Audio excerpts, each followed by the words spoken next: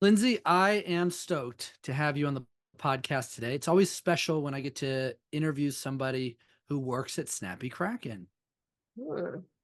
So thank you. Thank you for joining. Not that you really had a choice, because it's right, it's part of the job, but I guess you always have a choice. And look, the real deal is you've got insight to share.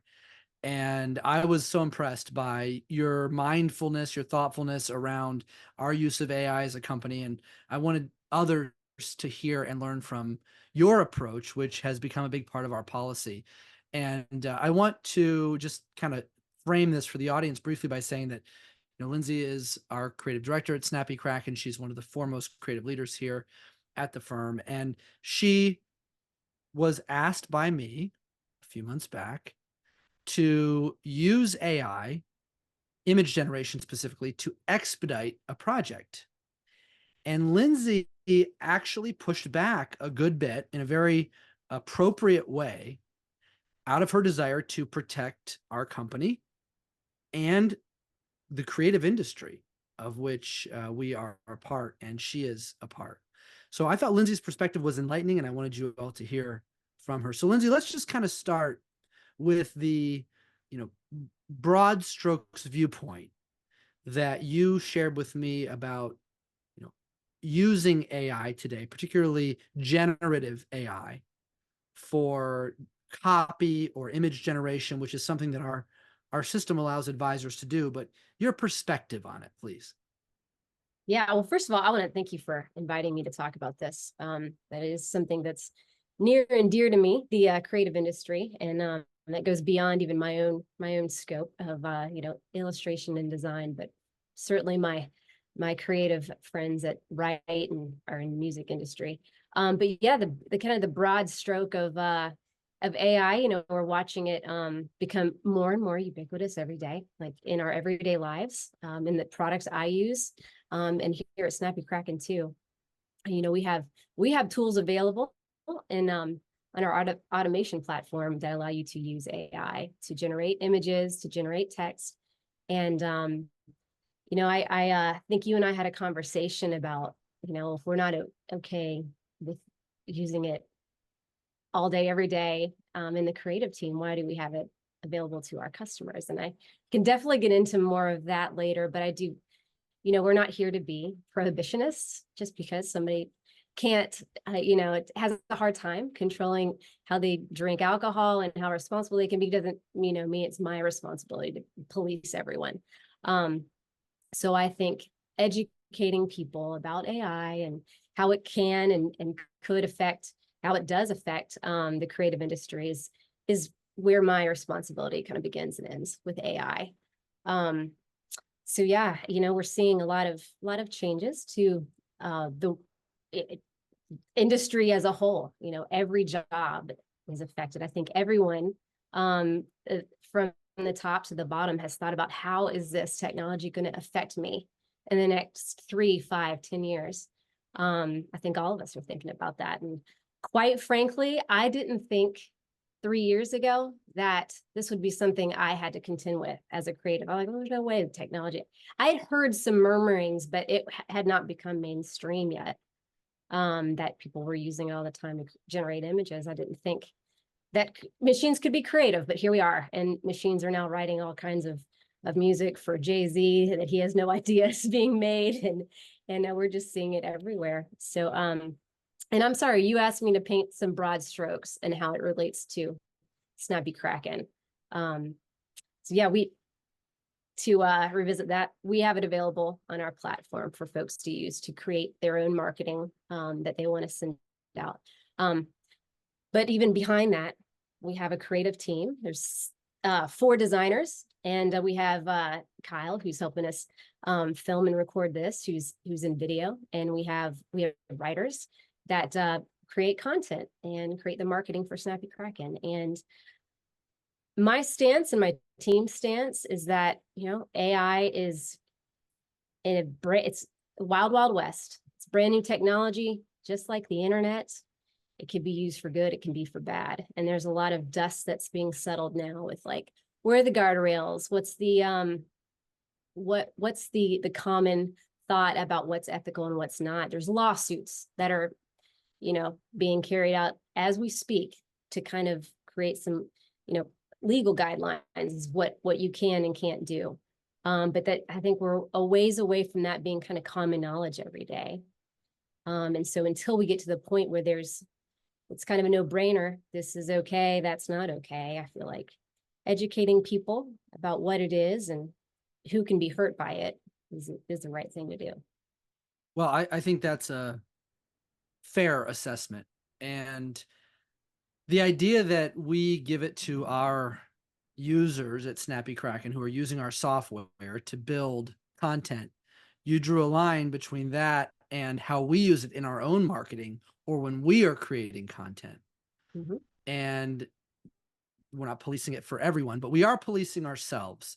And you raise some of the reasons why. You acknowledge that it's new. You acknowledge that people can be hurt by it. It can be used for bad. So what are some of the things that are risks or the damage that can be done if generative AI is used improperly? What are these risks that you're talking about? So when I think about the damage that can be done to the creative industry today, I think about, I follow a lot of artists myself as somebody who's very interested in what's being created out there. I have favorite artists from the past who are dead and gone. I have favorite artists who are alive and trying to make a living. And so it hits me in a very personal place to see some of these people, speak out on social media or wherever they might speak out and say, my business has been hit in a big way by people being able to put my name in as a prompt. They've been reduced to a style or a genre of art, and people can put their name in a prompt, say, I would like a picture of a farm and a tree and a Godzilla stomping the farm in the style of Sarah Anderson, and it can spit out a generative piece of art that looks like Sarah herself drew it. She is somebody who's been a part of a lawsuit, and she's a young artist and had some wild success with comic strip, and she is somebody, a specific person who's been harmed by the use of this technology. So that's a concern, that there are actual artists who become popular, and it's because of, when you think of, well, Sarah's actually an excellent example, because her style looks easy to replicate. It's more simple. I mean, she's an excellent artist, but the style that she's chosen to use for her comics appear to be, almost childlike drawings. And so people don't think like, what's the harm? Like, I could do this myself, really, but I could do it in 3 seconds with this tool. But they don't think about the fact that Sarah and many people out there have been crafting their voice that comes out in a visual way to consume it for decades, or they have, poured their selves into crafting their voice for many, many years. And it's just kind of devastating to think that the success kind of overnight has just evaporated because people can steal your style and apply it to whatever they want. They can circumvent paying you. I want to challenge that for a second though, Lindsay. Couldn't people always do that? I mean, can't artists always be emulated in their style? And if it's not actually a piece of their work that's being copied, if it's just emulating their style, what's the harm of that?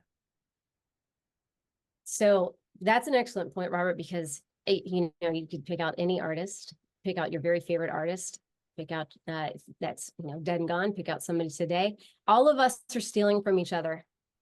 They say that you're like basically an amalgamation of your 5 closest friends. I feel like an artist is an amalgamation of their 5 biggest influences.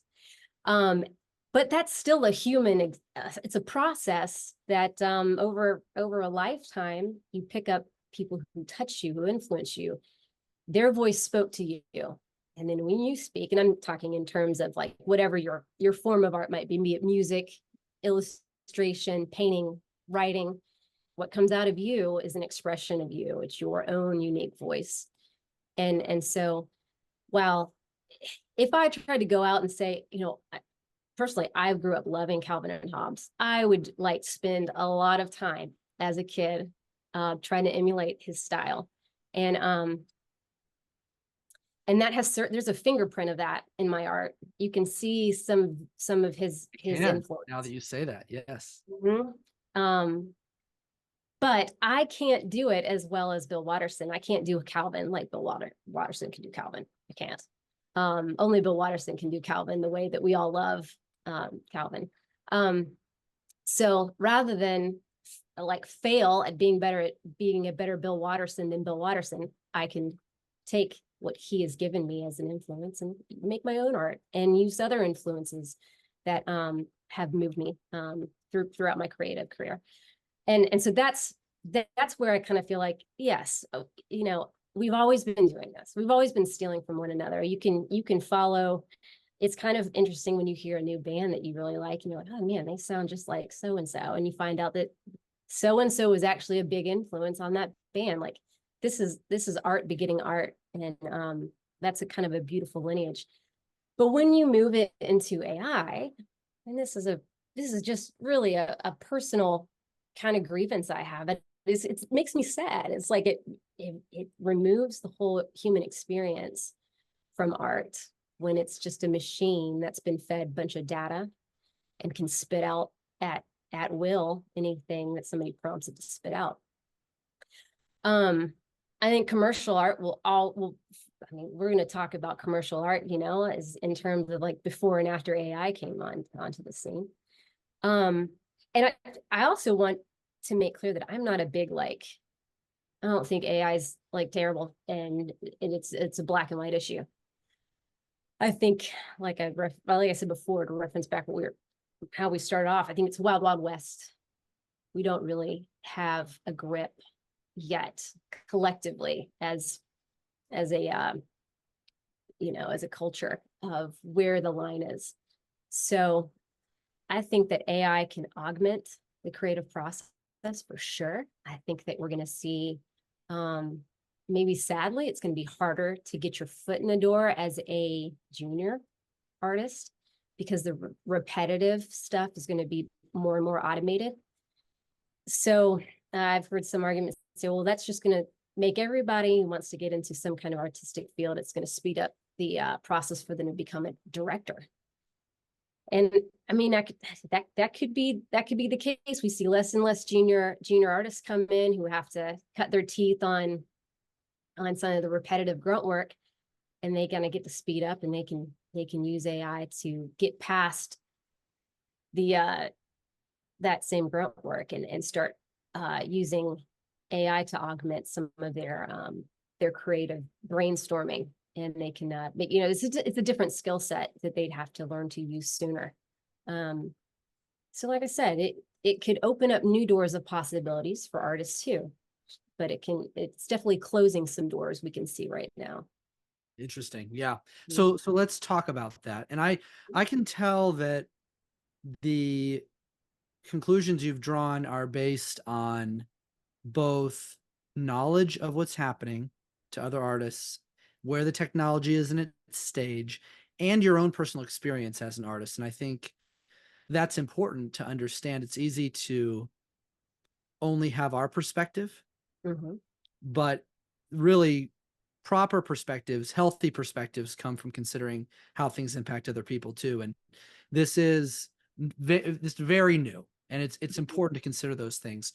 And so because you have what I think is a well-rounded viewpoint, I'd like to ask you, you've raised some cautions, but what are some good ways? What are some effective ways, safe ways we're comfortable with of using AI? Because it is powerful. It is a productivity tool, but what we said what we won't do, right? We're not gonna rip off people's style, but what will we do? So there are, I think, if you're going to use AI, there's some things you can stay away from. And I'm by no means an expert in, like, you know, who all these machines have scraped from. But I think if you're going to use it, it's best don't use somebody's name. If you can identify a genre of artwork you like, and ask it to mix genres, then there's less of a chance that something's going to look very close to somebody's actual artwork. That's a way to kind of make sure you're not isolating a particular artist or a group of artists. I think there are also tools that are out there that are, quite frankly, they're not as good as like Midjourney is probably the one that comes to everybody's mind as the best one right now. And I would agree. The stuff I see coming out of Midjourney looks the best. That's also one For that's, image generation, illustration generation, right? Yeah. yes. I'm sorry. I'm speaking very specifically to graphics and illustration generation. That one is has been doing it the longest, has been learning the longest, and has started out learning and may still be learning from artwork that's on the open web that or maybe on its own. There's a number of them who are in one of the big lawsuits, and some of them crawled the open web. Some of them had access to like a library of work artists had posted on, not knowing that their work was going to be used to teach these machines. But some of the ones that are better at it have been doing it longer and have used data that the artists weren't aware is being used for that. But Adobe, or I'm sorry, yes, Adobe has a app called Firefly that they are attempting to be a player in the game too, and I can respect that they are trying to do it as ethically as possible. So they only use a library of work that they've already have agreements with their artists on their stock site. They're trying to compensate artists for use even of the tool, like pulling from their data. I don't know how all it works, but I respect the fact they are trying to make sure an artist is compensated and gets something in return for the machine learning from their art. So I think if you could educate yourself on which tool you're using and how that tool learns, that's a major step. And you have to make your decision based on what you know. And I just think until we get to the point where we have artists who are signing it on the dotted line that, yeah, this machine can learn from my work, this machine can't. We don't have access to that kind of information at this point that I'm aware of. So if you could just avoid using an artist's name in a prompt, or an author's name, if you want to sound like a particular author, I would say don't use their name. I don't think that's a good thing. Yeah, it's good advice. Now we do, for full disclosure, we use generative AI for ideation.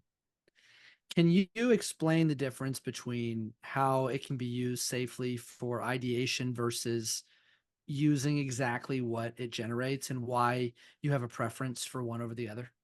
Yes. I think, I'm talking about kind of augmenting your own process. That's going to be, I think it is like very common. These tools are like everywhere now that it's hard to have there. I'm trying to think of a piece of software I use on a day-to-day basis that doesn't have an AI button. But I think there's no harm in helping get unstuck. I've used Chat GPT numerous times to kind of give me a list of 10 things that can get my mind going and get my creative juices flowing when I don't have time, or my team doesn't have, an hour of time to hop on with me and brainstorm. This can be a great brainstorm seeding, to use AI to come up with some prompts, for my brain. I think that there are some people on our team that also use AI, like image generation, to create, to give themselves some ideas of how different pieces could look together. Look at a different composition or ways of attacking a creative project that they may not have been able to come up with on their own under a tight deadline. I think that's how people who, like myself, are kind of in a gray area where I know this thing is not going anywhere. It's only going to get more and more common, but we're trying to do things the right way. And to become comfortable with the tool, I think you have to see what it can do, and can it give you results that are helpful while you're also being as ethical as you know how to be. And so that's if that's what you're asking, how do we use it as a creative team? And that's generally how we use it. So let's help our audience understand a use case example. So this is unrehearsed, so bear with me here. Let's see. So Lindsay, let's say that we are creating a piece of content for a specific audience, like business owners planning for an exit. And we're building a campaign that we want to resonate with that audience. You've got to come up with some compelling imagery for that campaign. How would you prompt something like ChatGPT to help with the ideation, to get your wheels turning for what type of visuals you might create as part of that campaign? So we've always talked about in our brainstorms that, when you're setting aside time just to think about a project, usually the first two, maybe three ideas you come up with are probably not great ideas. Everybody else has thought about that. It's actually, we're all built the same way, whether you're creative, you're not in a position that might traditionally be thought of creative. We all come up with the same lame stuff first. And I think that's where something like AI can help you get past that faster. So you might ask ChatGPT or something like that. Give me 10 ideas, a metaphor for exiting a business. It gives you 10 ideas. Probably some of those are pretty basic also, but you can come through, and if you hit on something like the number 7 is, oh wow, I would not have thought of using that metaphor. That gives me a whole new treasure trove of ways to depict that, in text and in pictures. So that would be maybe, step 1 of the ideation process, using AI to help with the brainstorm.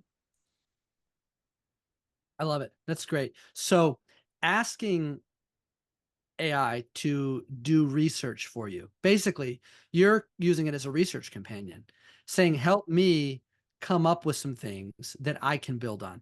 And then you build something unique from those ideas. Correct. Mm-hmm. Yeah, excellent. Well, I'll tell you, Lindsay, it's been really enlightening to hear your perspective on this. And I appreciated too your example of, you mentioned, like alcohol. You can run a store and choose to sell alcohol, but it doesn't mean that you're responsible for everybody who buys it and abuses alcohol. And it's an interesting analogy for Snappy Kraken, because we provide advisors with AI tools to generate content, but we would like to see them use those tools responsibly as well. And I think this perspective that you brought today is a good step toward helping them to do that. So I hope they'll listen. I hope they'll take it to heart. And you can be sure that at Snappy Kraken, we'll keep monitoring the landscape, the policies, the use cases, and the opportunities for AI. And Lindsay, thank you for being at the forefront of helping us do that. Absolutely. Thank you for the opportunity.